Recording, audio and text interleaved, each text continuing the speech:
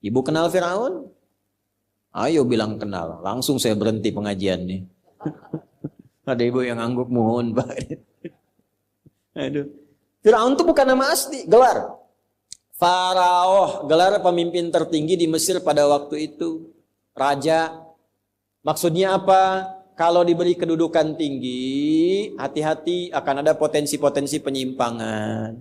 Harus paham orang sekitaran, mitigasikan siapa orang terdekat, siapa yang membisikkan, kalimat apa yang diberikan. Korun bukan nama asli. Ya. Koroh asalnya, yang punya harta banyak seperti sebenua. Hati-hati kalau punya harta banyak, semakin naik harta, semakin ada potensi penyimpangan. Potensi dengan harta yang menyimpang disebut bago, potensi kedudukan yang menyimpang disebut togo. Idhab ila fir'auna innahu togo, inna qaruna kana min qaumi Musa fabago. Kalau belum kaya, gayanya biasa, nyapa, jalan masih bisa assalamualaikum. Sudah jadi crazy rich, richnya hilang, crazy-nya muncul. Udah pamer, flexing, macam-macam. Potensi penyimpangan bisa terjadi. Balik lagi, terapkan rumus ini kepada hadis tadi. Ada seorang sahabat jatuh cinta pada seorang perempuan. Nah, jatuh cinta ini akan terjadi dimanapun. Termasuk jamaah-jamaah ini nih. Hati-hati bu tuh. Ya, jatuh cinta. Nah, perempuan yang ditaksir ini namanya Ummul Qais. Kata Ummul Qais, nah ini panduan bu, bagus. Kalau kamu mencintaiku, ikut hijrah, ikut Nabi. Ah, mahal itu bu. Ini standar. Kalau ibu bapak cari menantu, standar yang pertama, ini jarang dibahas di hadis ini. Cari yang pertama itu ukurannya, standar imannya yang dekat dengan Allah dan Rasulnya. Fadfar bidatid dini taribat yadah. Kalau pilihan pertama ini lekat pada imannya, akhlaknya, kemuliaannya, pasti rumah tangganya bahagia dan beruntung. Kenapa? Karena asbabnya umumnya orang cari dua hal.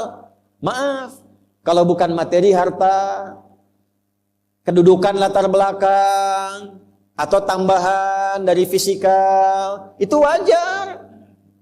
Pilih gantengnya, gitu kan? Tegapnya, cakepnya, dompetnya, nah itu biasa. Yang perempuan cantiknya, anggunnya. Cuma kalau berumah tangga ukurannya semua material, fisikal, nggak akan langgeng. Cantik memudar, begitu cantiknya pudar, nah, pindah ke yang lain. Materi bisa berkurang, begitu berkurang, cari yang lain. Alih-alih sayang pada suami, perhatian pada suami orang. Alih-alih cinta pada istri, mulai beralih pada cinta pada istri orang lain. Maka apa yang menjaga itu? Agama. Nah ini Ummul Qais ini ngasih syarat, saya mau hijrah, kalau cinta ikut hijrah. Boleh bapak terapkan. Anak bapak perempuan yang naksir 3 orang datang ke rumah, tanya, nama siapa adik? Ya, saya Torik pak. Coba baca surat At-Torik. Baca. Alhamdulillah, bagus, masuk list 1, ya kan? Adik siapa? Mulai gemeteran, gitu kan? Saya Ibrahim pak, baca Ibrahim, surat Ibrahim, surat 14, lancar, gitu kan? Yang ketiga, coba baca, gitu kan? Waduh, gak lebih repot lagi karena panjang. Abdi Yusuf pak, cuman panggilan sehari-hari, kulhu. Apa-apa, sekarang mulai marak tuh, mau nikah hafal Ar-Rahman dulu, gitu kan? Walaupun namanya Asep, hafalannya Ar-Rahman. Gak apa-apa itu buat ngejaga. Cek, lihat sholatnya, lihat agamanya, apalagi musim-musim seperti sekarang. Ya, yang kadang-kadang untuk nikah, masuk Islam hanya sekedar masuk buat nikah. Cek kepastiannya. Nah ini, yang pertama, ini jarang dibahas nih kajian 1 ini. Maka lelaki ini memutuskan karena saking cintanya ikut hijrah. Pelajaran kedua, cinta itu kadang-kadang awas membutakan pikiran. Maka ditimbang. Jangan sampai nekat karena cinta orang tua dilanggar. Hati-hati itu. Diukur dulu, ini ukuran ikutnya benar enggak? Hijrahnya dengan siapa? Dengan Nabi Muhammad sallallahu alaihi wasallam. Oh, pasti benar, pasti baik, pasti bagus. Ya kan? Tapi tiba-tiba anak ibu perempuan ikut laki-laki, nggak jelas ikutnya kemana, tinggalkan orang tuanya. Kita hijrah, bukan hijrah itu mah diculik. Hati-hati ya, nggak ada kawin lari itu. Capek. Di mana-mana kawin tuh duduk, diam, ya. Penghulu kawin lari, capek. Gimana bisa lari itu sambil nikah sambil lari? Ya. Jangan sampai dilanggar. Yang rawat bapaknya, yang rawat ibunya, uangnya habis. Taat pada ibunya nggak ada, pada bapaknya tertinggal. Kok tiba-tiba bisa taat pada orang baru dikenal, akad aja belum? Awas, hati-hati. Dulu, kalau mau nikah itu, laki-laki datang. Ketemu bapaknya. Setelah ditanya semua macam-macam, nanti diberikan 40 hari waktu. Ini mematangkan diri, yang perempuan diajarkan oleh ibunya. Dalam masa menunggu itu si perempuan dikasih daun pacar. Kalau sekarang hina itu. Nah, proses menunggu itu disebut pacaran namanya. Ya. Proses menunggu disebut pacaran karena si perempuan dikasih daun pacar menunggu 40 hari sampai matang, diajarin sama ibunya. Ya, kayak pami jadi istri kieu, ini teh masak tes pada kieu, suami teh kieu. Dari awal diajarin, yang laki-laki mematangkan diri. Dari mencari nafkah, diajarkan jadi suami yang baik, ngaji yang benar. Begitu nikah, dari dulu, coba lihat orang tua dulu. Kalau nikah teh awet. Karena dipakai. Sekarang konsepnya berubah. Yang disebut pacaran teh naik, beca berdua. Seakan-akan beca milik berdua, tukang beca nggak ada. Lewat. Sampai maung di situ hilang satu tuh. Ustaz, kenapa belum kajian di Istiqomah? Saya tuh bingung, pas lewat saya bilang maungnya kan tadinya 4 tuh, ya tinggal 3. Lewat lagi tinggal 2, kemana itu maung T2 di situ tuh? Alhamdulillah sekarang jadi 4 lagi tuh, udah balik. Nah itu. Nah, sekarang kita kembali. Jadi setelah memutuskan ikut hijrah, berangkatlah ke Yathrib, kelak jadi Al-Madinah Al-Munawwarah, ya. Ini merasa ada yang nggak lengkap. Saya takut hijrah saya ini hukumnya salah. Karena motivasinya untuk mengejar Ummul Qais. Apa ini pesan moralnya? Salah satunya sebelum masuk ke hadisnya. Pesan moralnya boleh jadi juga ada yang ingin hijrah. Hijrah itu kan nggak harus pindah tempat. Hijrah itu asalnya berpindah keadaan dari yang kurang baik jadi baik. Dari yang belum dekat dengan Allah jadi dekat dengan Allah. Tidak harus pindah tempat. Kecuali kalau di tempat itu tidak bisa mendekatkan diri kepada Allah. Di tempatnya mau sholat susah, hijrah.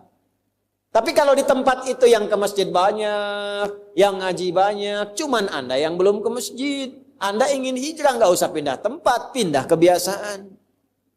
Ini rumah Masjid Al-Ikhlas, tetangga masjid. Jarak cuma 2 meter, speakernya ke arah rumah begini. Belum sempat ke masjid juga, tiba-tiba terfikir, kenapa saya belum mau ke masjid? Tiba-tiba berubah, itulah hijrah. Jelas? Tidak harus pindah tempat, bisa di pekerjaan. Ya, di pekerjaan Anda sulit untuk bisa menunaikan sholat.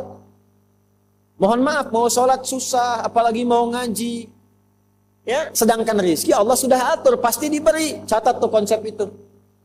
Tolong tanamkan pada jiwa kita. Kita itu rukun iman ada 6. 1 sampai 5 sering lulus, yang ke-6 sering gagal. 6 itu kodo dan kodar. Di antara kodo dan kodar itu rizki. Rizki kita itu diatur, pasti diberikan kalau mau bergerak. Jadi prinsipnya kerja dimanapun rizki pasti datang. Ya, jadi kenapa harus memilih tempat pekerjaan yang menjauhkan seseorang dari Allah? Sok pilih mana? Gaji 100 juta tapi nggak bisa sholat, atau gaji 1 juta bisa sholat, tidak ada pilihan ketiga, 2 ini aja. Oh, pilih mana?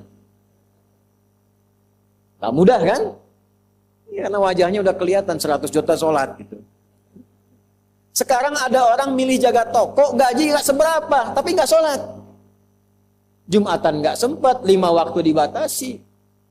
Dan dia yakin yang ngasih rezeki Allah, tapi ninggalkan Allah. Ini nggak bisa jadi calon menantu, Bu. Allah aja dia tinggalin, apalagi anak ibu. Bikin status tuh. Jadi kalau ada anak menantu datang ke rumah calon, ditanya nggak sholat, tanya balik. Kamu Allah aja kamu tinggalin, apalagi anak saya. Itu. Ya? Nah ini, orang ini merasa bersalah. Saya takutnya hijrahnya nggak tulus mengikuti Nabi, tapi karena ngejar Ummul Qais.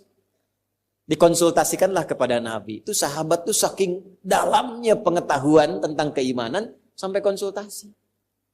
Maka datanglah beliau kepada Nabi sallallahu alaihi wasallam menanyakan, ya Nabi, status hijrah saya bagaimana?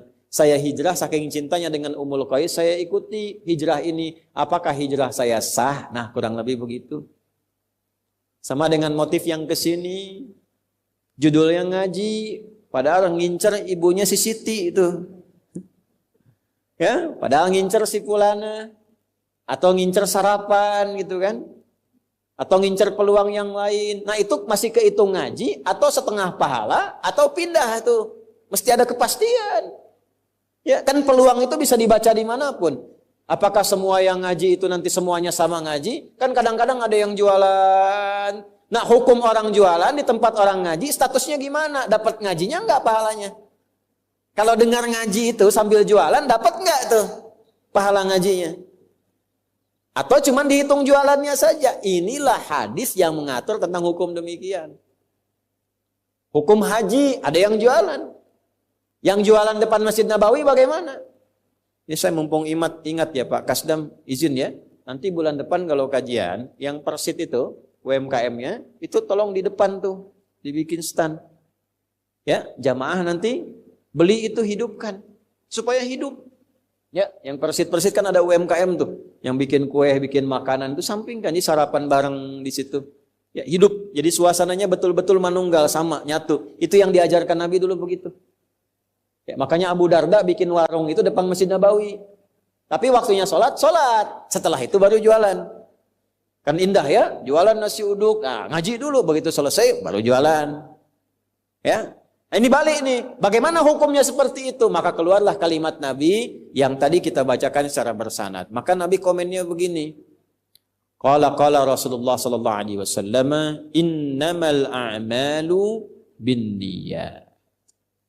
Ya, saya bahas sedikit-sedikit. Innama adatul hasri li hasril hukmi 'alal madhkuri. Innama huruf pembatas untuk membatasi hukum pada yang disebutkan saja. Jadi ini rumus ya, ini mahal nih kuncinya, ngajinya agak mahal. Kalau baca Quran, baca hadis ada innama di awalnya. Maka hukumnya terbatas pada yang disebutkan saja. Nggak boleh keluar dari yang disebutkan. Contoh gini, zakat itu dikeluarkan pada berapa golongan? 8. Ada di mana? Surah ke-9. Ayat berapa? Ayat ke-60. Itu dibuka dengan innamas shadaqatu. Cara menerjemahkannya, zakat itu hanya boleh dikeluarkan pada golongan berikut. Lil fuqara 1, wal masakin 2, wal amilina 'alaiha 3, wal muallafati qulubuhum 4, wa fir riqab 5, wal gharimin 6, wa fi sabilillah 7, wa ibnis sabil 8. Ke-8 ini, di luar 8 enggak boleh. Yatim disebut enggak tadi? Tidak, karena tidak disebut boleh enggak terima zakat? Belum tentu. Kalau yatimnya fakir, boleh. Yatimnya miskin, boleh. Bill Gates punya anak yatim, terima zakat enggak? Enggak, bapaknya orang kaya. Ya kan? Tapi kalau punya sifat yang tadi, boleh diberikan. Tapi infak boleh terima. Infak itu tidak harus uang. Teman Anda kaya, orang paling kaya sekota Bandung, muslim, meninggal bapaknya, yatim anaknya, sahabat Anda, tidak dikasih zakat, tapi infak boleh. Tahu anak itu senang mainan, ada robot-robotan, belikan itu sebagai infak penyambung persahabatan dengan bapaknya. Ada di mana ayatnya? Quran surah 2, ayat berapa? 215. Bagaimana bunyinya? Yas'alunaka madza yunfiqun. Mereka konsultasi pada Muhammad, kalau mau infak bagaimana? Qul ma anfaqtum min khair. Katakan kalau mau infak cari yang terbaik. Untuk 5 golongan, 1 lil walidain orang tua, 2 wal aqrabin kerabat, 3 wal yatama, masuk di sini anak yatim. 4 wal masakin orang miskin, 5 wabnis sabil dalam perjalanan sulit. Paham sampai sini? Ini innama, gak boleh keluar dari 8 tadi. Hadis yang disampaikan oleh Nabi diikat dengan innama. Artinya hukumnya terbatas. Innamal a'malu, semua perilaku, perbuatan itu, baik Anda hijrah, atau Anda makan, Anda minum, Anda kerja, Anda nulis, apapun pekerjaan Anda, mau di militer, di birokrasi, mau ngajar, termasuk ustadz yang ceramah, kiai yang berfatwa, habib yang mengajar, semua perbuatan itu dihukumi benar tidaknya, berpahala tidaknya, jadi ibadah atau rutinitas bin niat, bergantung pada niat.